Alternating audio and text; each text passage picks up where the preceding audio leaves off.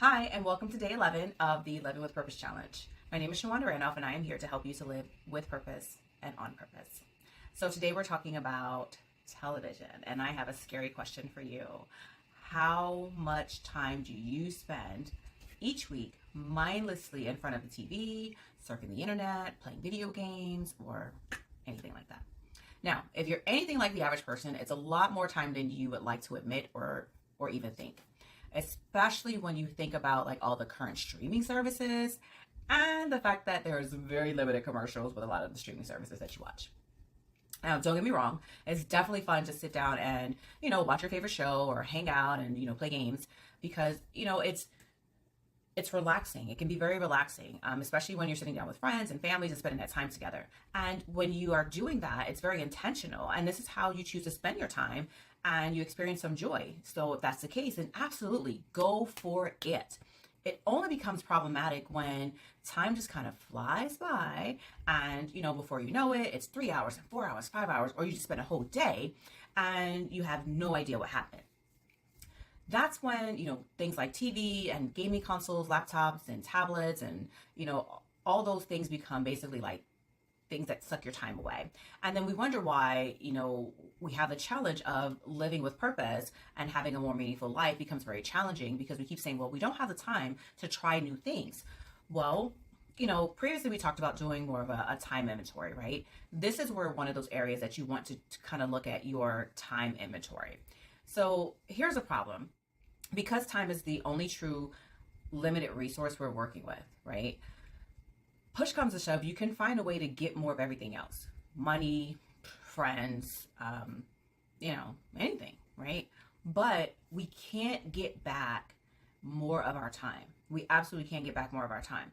There's no way to like earn a few extra hours in the day. I get it. We have our daylight savings time, but you know what? Here in Arizona, we don't have daylight savings time. So when time is gone, it's gone. We all work, people work. You have the 24 hours in your day.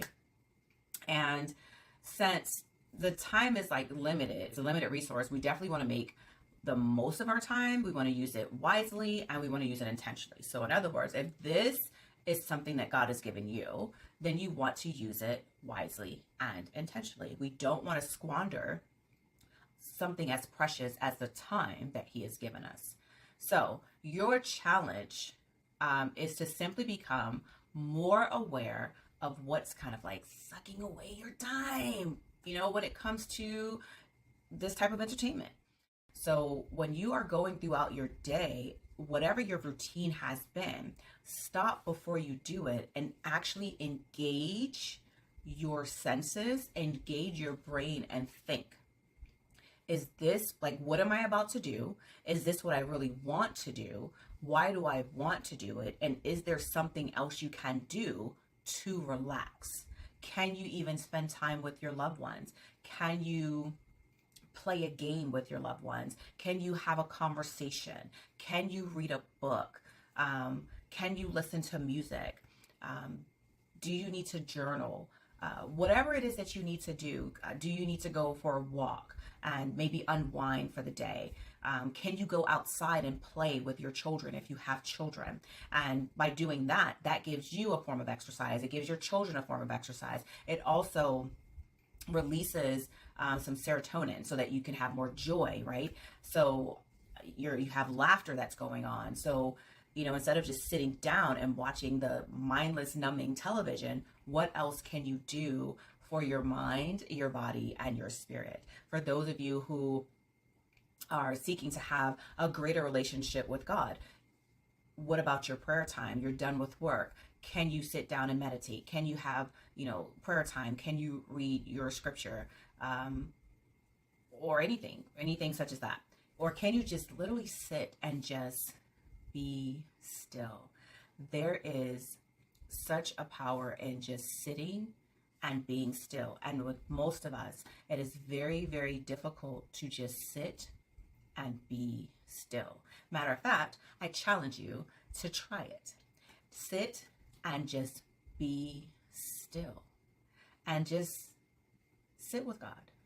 Or just sit and just listen to the quietness and take it in and see how it makes you feel. you will be amazed at what it does for your mind and for your spirit. When you use your time wisely, and when you actually start thinking and engaging rather than just kind of going through the routine, because again, when we go through routines, sometimes we're not actively engaged mentally because we don't have to think. Our brain just kind of, it allows our brain to shut off going through routines. But if you stop and think, then suddenly you'll realize there is more time for that new hobby that you thought you didn't have time to get around to. There's time to work and maybe exercise or find time to spend time with family or friends, or to go out or to do something different. Because being intentional and purposeful with your time, particularly during those times of the day when it would otherwise slip through your hands, can have a profound impact on your life and your well-being. Try something new today with your time. Engage mentally with your time, with your routine, and try something different, and let me know how it has changed your life. I hope this has been a blessing to you, and I can't wait to see you again back here tomorrow. Don't forget to like, follow, and subscribe so that you can get the notifications for your daily messages. My name is Shawanda Randolph. I am here to help you to live with purpose and on purpose. We'll see